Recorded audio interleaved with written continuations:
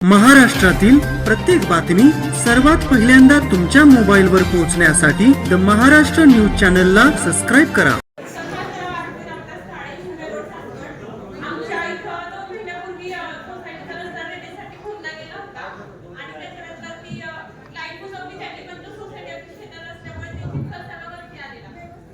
कशासाठी? ट्रेनेसाठी खुंटा गेलेला रस्ता आणि त्याच्यानंतर त्यांनी तो बुजवला आणि 2 महिने त्यांनी ते बुजवायला किंवा माती वगैरे हे करायला लावलं आणि म्हणून आम्ही नगरपालिकेचं वारंवार रोज सांगितलं की आपण वगैरे आता सीओ साहेब आहे तिथे ड्रेनेजच्या कामाच्या बाबतीमध्ये कॉन्ट्रॅक्टरचा इश्यू झालेला आहे. तो कॉन्ट्रॅक्टर काम करत नाहीये. नगरपालिकेच्या माध्यमातून त्वरित आहे ना खड्डे पण बुजवले जातील आणि नगरपालिकेचा जो अॅन्युअल टेंडर आहे त्याच्यातनं त्यांना सीओ साहेबांना आपणही बोलत नाही. ही सोसायटी आहे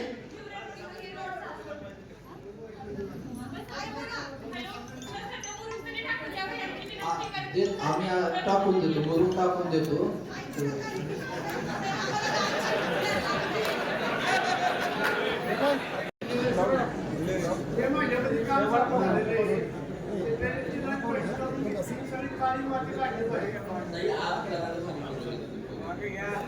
बोला बोला. सिद्धिविनायक सोसायटीचा लगेच पूर्व मालिकांचं काम करायला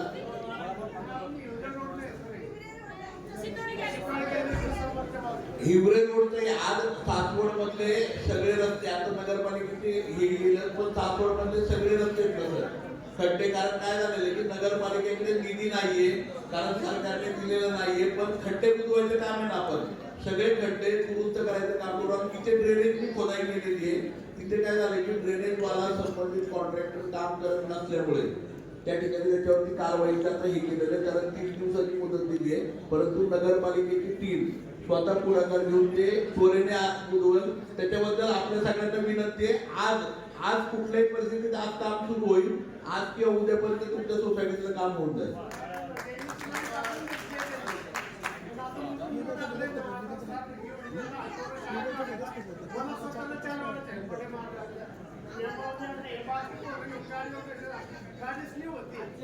दादा माईक थोडा जवळ घ्या.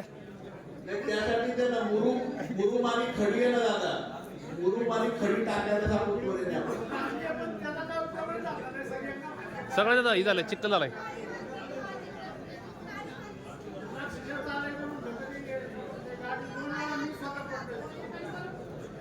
आजच आमच्या भेटीच्या माध्यमातून आपण साहेबांना सांगू की कुठल्याही परिस्थितीत त्वरेने खड्डे सगळे हे करण्यात आजपासून काम सुरू होईल.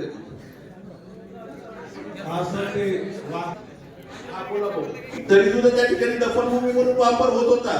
मग त्याच्यासाठी पण समाजाने भांडलं पाहिजे, आम्ही नागरिक म्हणून भांडलं पाहिजे, मी आमदार म्हणून भांडलं पाहिजे आणि ह्याचा कुठेतरी मोक्ष त्या ठिकाणी झाला पाहिजे.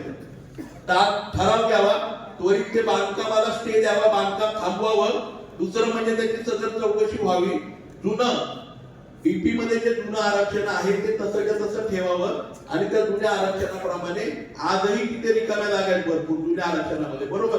त्वरेने त्या ठिकाणी जसं दासवडकर साहेबांची मत आहे, इतर सर्व समाजांच्यासाठी मोठी दमनभूमी त्या ठिकाणी होतीये. डीपी प्लॅन मध्ये जसं रिझर्वेशन होतं ते लगेच अंतर्भूत करून घ्यावं आणि अधिकचं जर असलं तेही करावं. म्हणजे मला विरोध नाहीये, जे अधिकचं रिझर्वेशन आहे त्याला तेही जुनं आहे तेही रिझर्वेशन त्या ठिकाणी करावं. मला आता प्राण मॅडमने सांगितलं तर सातत्याने विरोध होतोय, त्यालाही आम्ही फॉलो करू. पण ही दुरुस्ती पण त्या ठिकाणी केली पाहिजे. म्हणजे एकाला सोडायचं आणि दुसऱ्याला धरायचं हे बंद केलं पाहिजे पहिले. संबंधित विषयाच्या बाबतीत तर मंजूर आहे सगळ्यांना ठरावा. हा मदत आलाय ठराव, परंतु मी घेतो आणि माझी विनंती आहे सगळ्यांना आपण मागील आमसभेचे विषय घेऊयात आणि त्याच्यानंतर विषयांवरती प्लीज येऊया. विनंती आहे सगळ्यांना प्लीज. धन्यवाद. विषय क्रमांक 4 जो आहे तो अजून तहसीलदार महोदय येत आहेत, काही इश्यूज आहेत त्यामुळे त्यांना पोहोचायला थोडा वेळ लागतोय. विषय क्रमांक 5 आपण घेऊया. सासवड डोमदेव रस्ता 4 पदरीकरण होणे बाबत PWD.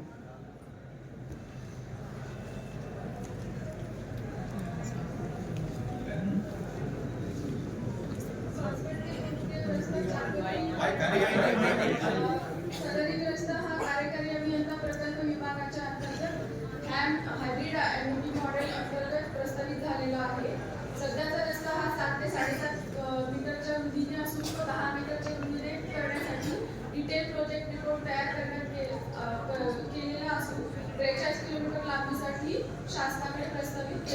सप्टेंबरमध्ये होणार आहे. आता आपण किती कोटी केली ते सांगा ना. आता जे चालू मध्ये साईड पट्टे गेले आता जे केली आहे 7 ते 7:30. मध्ये आता तुम्ही 5 ते 7.5 केले साईड ना. पट्टे केले ना आता मध्ये साईड पट्टे फक्त केले. ते सोडून पलीकडे आहे का?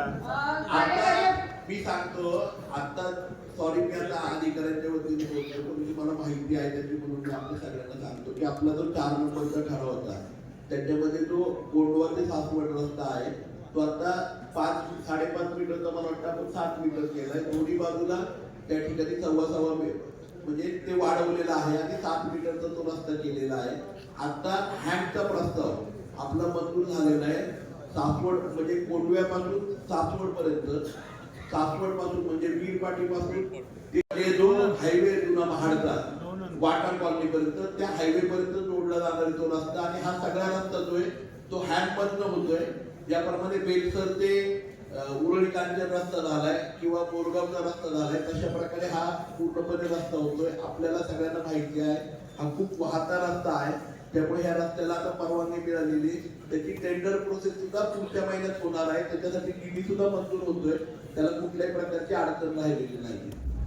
नाही सर, त्याच्यामध्ये पिवळीमध्ये तुम्हाला बरोबर पत्र दिले आम्ही की प्राथमिक शाळा रोडच्या कडेला आहे, तिथं अनधिकृत टपरा आहे, त्याची कुठलीही नोंद नाही, ग्रामपंचायत नाही, कुठं नाही.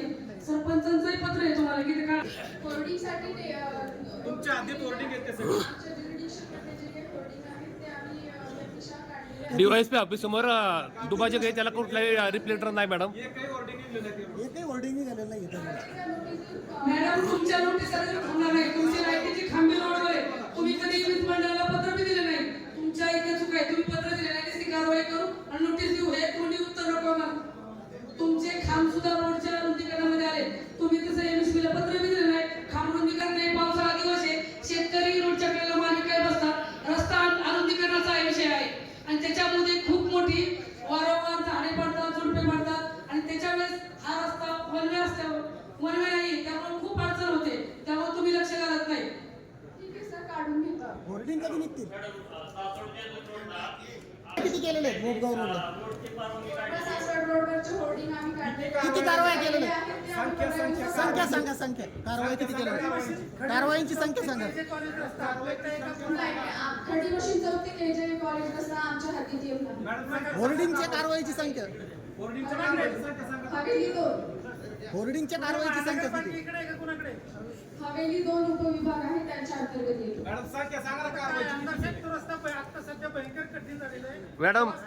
मॅडम बोर कार्यालयासमोर दुभाजक आहे, त्याला कसलेही रिप्लेटर नाही, त्याला रिप्लेटर कधी बसवणार? येवलेवाडीच्या फाट्यापर्यंतचा रस्ता आहे ना तो पुणे महानगरपालिकेमध्ये येतो आणि येवलेवाडीचा जो चढ सुरू होतो घाटाचा तिथून हवेली 2च्या अंतर्गत संपूर्ण घाटाचा रस्ता येतो. मधल्या काळामध्ये काय झालं की महानगरपालिकेने ड्रेनेजच्या कामासाठी रस्ता आपण तयार केला होता, पण तो ड्रेनेजच्या कामासाठी पूर्णपणे खोदला गेलाय. दुसरं म्हणजे तिथे जे लेप्रोसी हॉस्पिटल आहे त्या लेप्रोसी हॉस्पिटलच्या कंपाऊंडचं काम चालू आहे. त्यामुळे सुद्धा तो रस्ताही आता रुंद होतोय. तुम्ही म्हणताय त्याप्रमाणे खड्डे खूप मोठ्या प्रमाणात पडलेले आहेत. महानगरपालिकेनं पत्र दिलेलं आहे त्यांच्या हद्दीमध्ये त्वरेने खड्डे बुजवावेत म्हणून, कारण ते सगळेच ना ड्रेनेज लाईनमुळे अख्खा ड्रेनेज जो आहे तो रोडवरून गेलेले चेंबर त्याचे आणि त्या ड्रेनेजची साईज मोठी असल्यामुळे खूप मोठ्या अर्धा रस्ता खोदला गेलेला आहे. तर ते पुणे महानगरपालिकेला सांगितलेले पूर्ण तो रस्ता कारवाईची संख्या सांगा. होर्डिंग मॅडम होर्डिंगची कारवाई संख्या सांगा. मी मांडवरून आलेलो आहे. गेल्या वर्षी 2 मिनिट